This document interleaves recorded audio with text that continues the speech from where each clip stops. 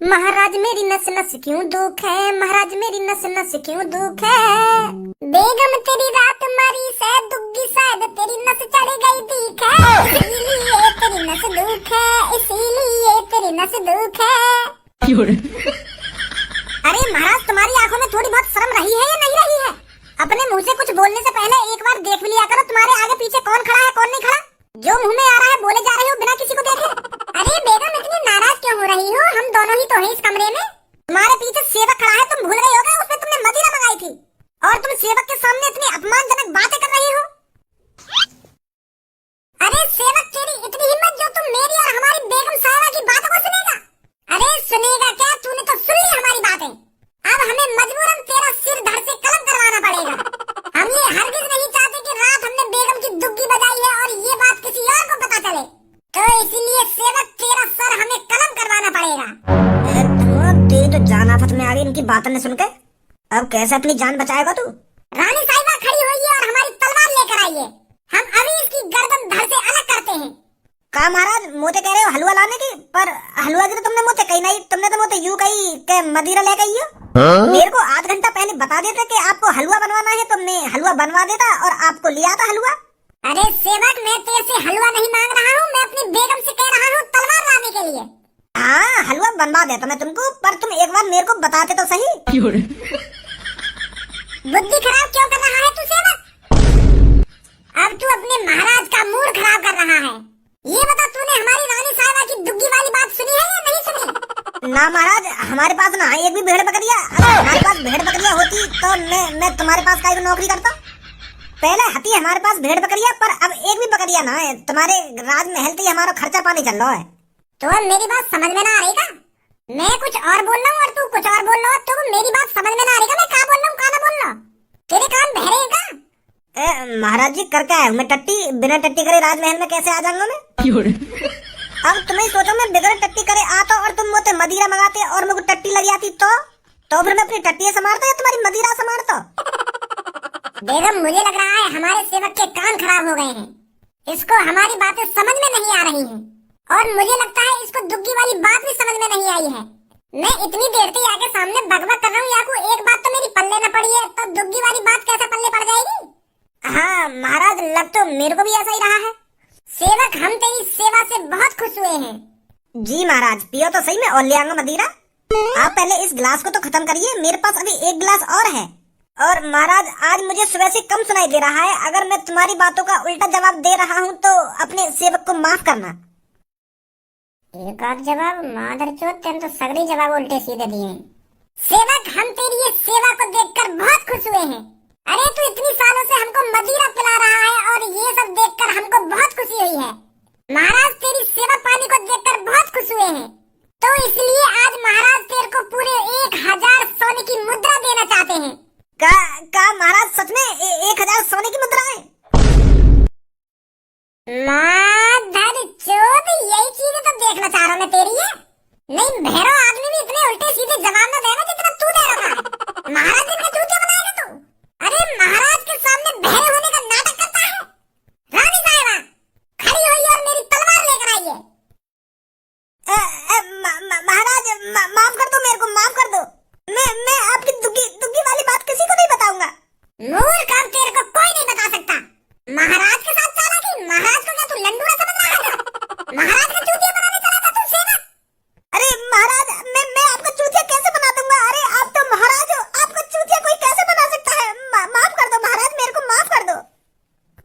हमारे महल में माफीनामा नहीं होता और जो तूने महाराज और बेगम की बात सुनी है तो तेरे को जिंदा छोड़ने का तो कोई सवाल ही पैदा नहीं होता। महाराज अपने सेवक पर भरोसा कीजिए, मैं किसी को नहीं बताने वाला कि कल रात आपने महारानी की दुग्गी बजाई है। और महाराज इसमें इतनी गुस्से होने वाली बात कौन सी है? आपकी महारानी है तो आप महारानी के साथ कुछ भी कर सकते हो। आप महारानी की दुग्गी भी बजा सकते हो और जो मन चाहे वो बजा सकते हो, तो इसमें इतनी गुस्से होने वाली बात कौन सी है? अगर आप ये चाहते हो कि मैं ये बात किसी को नहीं बताऊं तो मैं आपसे वादा करता हूँ। अरे वादा का तेल लगानी महारानी लाइए मेरी तलवार। अरे तू अगर मेरे को मदिरा देकर यहाँ से चला जाता तो आज तेरी जान बच जाती। ना तू हमारी और महारानी की बातें यहाँ खड़े होकर सुनता और ना तेरा सर हम धड़ से अलग करते। ये हमको मदिरा देकर चाहिए था। महाराज अगर तुम मेरे को मारना ही चाहते हो तो आप अपनी सेवक की एक इच्छा पूरी नहीं कर सकते? हाँ? बस आप मेरी एक इच्छा पूरी कर दीजिए, मैं खुशी खुशी आपकी तलवार के नीचे आ जाऊंगा। बता फिर क्या इच्छा है तेरी? महाराज तेरी एक इच्छा तो पूरी कर ही सकते हैं। महाराज मेरे भी बालक बच्चे हैं तो मेरे को बीच सभा में मारिए और उन्हें सब कुछ बताकर मारिए कि मैंने क्या गुनाह किया है और मुझे किस बात की सजा मिल रही है। गाड़ू बिल्कुल लंडू रही समझ रहा होगा मुझे तो। और मैं बीच सभा में अपनी महारानी की यूं बात बता दूंगा कि कल रात मैंने महारानी की दुग्गी बजाई तो यूं बात पूरे महल में पता पड़ जाएगी। अभी तो तू भी बताओ यूं बात, फिर तो पूरे महल में पता पड़ जाएगी। फिर हमारी रानी साहबा की क्या इज्जत रह जाएगी? चूतिया समझ रहा हूँ मैं, नहीं मर ले कमरा में चुप। अरे महाराज आप मेरी एक इच्छा पूरी नहीं करोगे? आपने कभी भी जिसका सिर कलम किया है उसकी एक इच्छा जरूर पूरी करी है आपने, तो अपने इस ईमानदार सेवक की एक इच्छा पूरी नहीं कर सकते आप? महारानी करो जाए या ने तुम्हें फंसा दिया। महाराज तो ऐसा करते हैं, अभी हम आज रात सोचा विचारी करते हैं इसके साथ क्या करना है क्या नहीं करना। अभी फिलहाल इसको कारावास के अंदर डलवा दीजिए। सैनिकों जल्दी यहाँ पर आओ और इस सेवक को कारावास के अंदर डाल दो।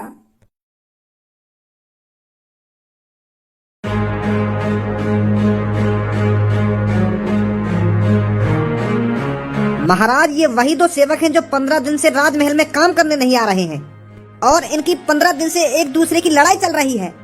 और महाराज जिस बात पर इन दोनों की लड़ाई चल रही है ना, उस बात को सुनकर आप चौंक जाओगे।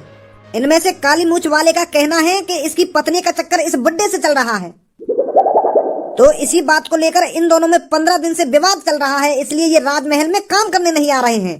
तो महाराज इनके बीच में जो विवाद चल रहा है उस विवाद को जल्दी दूर कीजिए ताकि ये जल्दी राजमहल में काम करने आए। क्या तुम्हें पता नहीं है जो इस राज्य में महाराज की सेवा नहीं करता है उसका इस राज्य में रहने का कोई हक नहीं है? इस राज्य में महाराज की सेवा सबसे बड़ी सेवा है और जो महाराज की सेवा को नकारता है पता है उसका अंजाम क्या होता है? 10 साल काल कोठरी की सजा। बताइए 15 दिन से राजमहल में आप क्यों नहीं आ रहे थे? मेरे महाराज मैं आपका सेवक हूँ और जिंदगी भर आपका सेवक ही रहूंगा। अरे मैं तो आपके चरणों में आपकी सेवा करते करते बूढ़ा होकर मरना चाहता हूँ, पर महाराज मेरे साथ जो हुआ है उस बात को मैं अपने मुंह से कैसे बताऊं? अरे मैं तो रोज आपके महल में आपकी सेवा करने आता रहा और ये बुढ़ा मेरे पीछे मेरे घर में मेरी बहू की सेवा कर रहा था। महाराज इसका मेरी बहू से चक्कर चल रहा है और ये बुढ़ा रोज रात को मेरे घर पे आया करता था और मेरी बहू के साथ छेड़ा खानी करके चला जाया करता था। छेड़ा खानी मतलब? छेड़ा खानी भी कई तरीका की होती है, जैसे किसी महिला का पल्लू खींचना या उसका हाथ पकड़ना या उसकी टांग पकड़ना। छेड़खानी बहुत तरीका की होती है, तो तू मेरे को ये बात बताना छेड़खानी किस तरीका की थी? वो महाराज मैं किस मुंह से बताऊं आपको? महाराज के सामने ज्यादा बकचोदी मत कर, साफ साफ बता क्या हुआ है? किस तरह की छेड़खानी हुई है तेरी बहू के साथ? इतना टाइम नहीं है मेरे पास जो तुम्हारी बातों को सुनता रहूं, बता जल्दी क्या हुआ है? महाराज जब मैं राजमहल में काम करने आया करता था तो ये मेरे से पीछे मेरे घर पे जाता था और ये बुढ़ा मेरी बहू की दुग्गी बजाया करता था। अच्छा तो दुग्गी का चक्कर है। कितनी बार तेरी बहू की दुग्गी बजाई है इसने? और तुझे क्यों लगता है ये तेरी बहू की दुग्गी बजा रहा है? क्या तूने अपनी बहू के साथ इसको कुछ गलत करते देखा है या बस अंदाजा ही लगा रहा है? क्या तुझे पक्का यकीन है ये तेरी बहू की दुग्गी बजा रहा था? अरे एक बार इस बुड्ढे की शक्ल तो देख ले, ये 80 साल का बुड्ढा है। 80 साल का बुड्ढा क्या तेरी बहू से इश्क लड़ाएगा? अरे इसकी तो कब्र में जाने की उम्र है, कब्र में जाने की। क्या तुझे लगता है इसकी दुग्गी बजाने की उम्र भी बची है? तो साफ साफ बता क्या बात है, क्यों तू इस बुड्ढे पर इतना बुरा इल्जाम लगा रहा है? महाराज मैं इल्जाम काहे को लगा रहा हूँ? यूँ रात को मैंने अपने घर से बाहर निकलता हुआ देखो है। अब तुम्हें बताओ रात को ये मेरे घर में क्या करने आए हो? मैं तो खराटे भर के सो रहा था और मेरी बहू और ये जाग रहे थे, तो आधी रात में मैं सो रहा था और ये और मेरी पत्नी जाग रहे थे, तो दुग्गी ही बाजी होगी ना बात पे। खामखा मेरा टाइम बर्बाद कर रहा है। हाँ बुड्ढे तू बता क्या सच में इसकी बहू के साथ तेरा चक्कर चल रहा है? महाराज मैं तो 80 साल का एक बुजुर्ग बुड्ढा हूँ। अरे मैं इस उम्र में क्या इश्क लड़ाऊंगा? अरे इश्क लड़ाने की उम्र तो 18 साल से 35 साल के बीच होती है, तो मैं बुजुर्ग आदमी क्या इश्क लड़ाऊंगा? मेरे महाराज ये आदमी मेरे को फंसा रहा है, मेरा कोई चक्कर नहीं है इसकी बहू के साथ। अरे मैं तो इसकी बहू को अच्छी तरीके से जानता भी नहीं हूँ, ना ही पहचानता हूँ। क्या आपको लगता है मैंने ऐसा कुछ करा होगा? अरे मैंने तो आपकी सेवा में पूरी जिंदगी निकाल दी। क्या आपको लगता है आपका सेवक कभी ऐसा कर सकता है? शादी है ये तेरी? अरे महाराज आपकी सेवा करते करते शादी करने का टाइम ही नहीं मिला। यह बात है तो मैं मान रहा हूँ कि तैने अपनी उम्र मेरी सेवा पाने में निकाल दी है, पर तैने अपनी शादी न करी,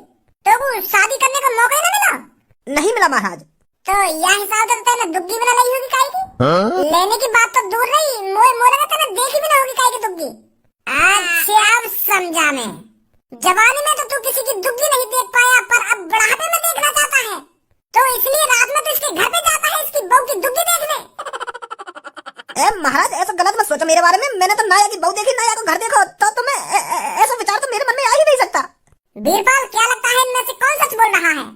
मेरे महाराज मोगू तो दोनों ही सही लग रहे हैं। मोगू तो या कारी मूछ वाले की भी बात सही लग रही है और या सफेद मूछ वाले की भी बात सही लग रही है। इसका फैसला तो आप ही कर सकते हो महाराज। मुझे तो इस काले मूछ वाले की बातें सही लग रही हैं। जब ये बुड्ढे ने अपनी पूरी जिंदगी में कहीं की ना दुग्गी देखी है ना दुग्गी बजाई, तो बुढ़ापे में यहाँ मन कर आया हूँ। यूँ सोच रहा हो कि मरने से पहले एक बार दुग्गी का स्वाद चखता ही चलूं, तो इस बुड्ढे का चक्कर चल रहा होगा इसकी बहू से। अरे महाराज इतना गलत इल्जाम मत लगाइए मुझ पर। अरे मैं कह तो रहा हूँ मैंने इसकी ना बहू देखी है ना इसका घर देखा है। अरे मुझे तो ये बात समझ में नहीं आ रही है, ये मुझ पर इतना घटिया इल्जाम क्यों लगा रहा है। अरे मैं तो अपने घर में अकेला रहता हूँ, मेरे पे 5 बीघा जमीन है और बड़ी मुश्किल से मैं उसमें अनाज उगा पाता हूँ। अरे कुछ दिन की मेरी जिंदगी बची है तो मैं इतनी बुरी हरकत क्यों करूंगा। क्या 5 बीघा जमीन है तो पे? हाँ महाराज। और काली मूछ तो पे बीघा जमीन है? मोपना महाराज 1 बीघा जमीन। ऐसा तो ना यू या बुड्ढे की जमीन हथियाना चाहते हो। यू सोच रहे हो कि या बुड्ढे पर झूठा इल्जाम लगा कर या को काल कोठी में डलवा दूं और या के खेत में हड़प लूं। मोको तो ऐसे ही चक्कर लग रहा है। झूठ बोल रहा है तो बुड्ढे, तेरा चल रहा होगा इसकी बहू के साथ चक्कर। मैं तेरे को हुक्म देता हूँ जितनी भी तेरे पास जमीन है वो जमीन अब इसके नाम कर दी जाएगी और तेरे को पूरी उम्र भर जेल में सड़ना पड़ेगा। दुग्गी बजाएगा दुग्गी, इसके लड़ाएगा बुड्ढा इश्क। बहुत बहुत शुक्रिया महाराज, बहुत बहुत शुक्रिया। अरे तुमने तो मेरी मुंह की बात छीन ली। धन्य हो महाराज, आप धन्य हो। बढ़िया कर दिया ना मैंने, वैसे यह की जमीन तेरे नाम कर गए। बहुत बढ़िया करो तुमने, ऐसे ही होना चाहिए आगे से। सैनिकों इस बुड्ढे की जगह इसको जेल में डालो। माधव चोद दातन ने दिखा रहा हो, दातन ने लोगों पहले सका तो यह की जमीन हथियाना चाह रहा हो। महाराज। कहा महाराज झूठ बोल रहा हूँ मैं? ऐसा ना महाराज। सैनिकों ये अपने महाराज से झूठ बोल रहा है, इसको फांसी में लटका दो जाकर। जैसा आप कहो महाराज। माफ कर दो महाराज, माफ कर दो। तुम बिल्कुल सही है। मैं जमीन नहीं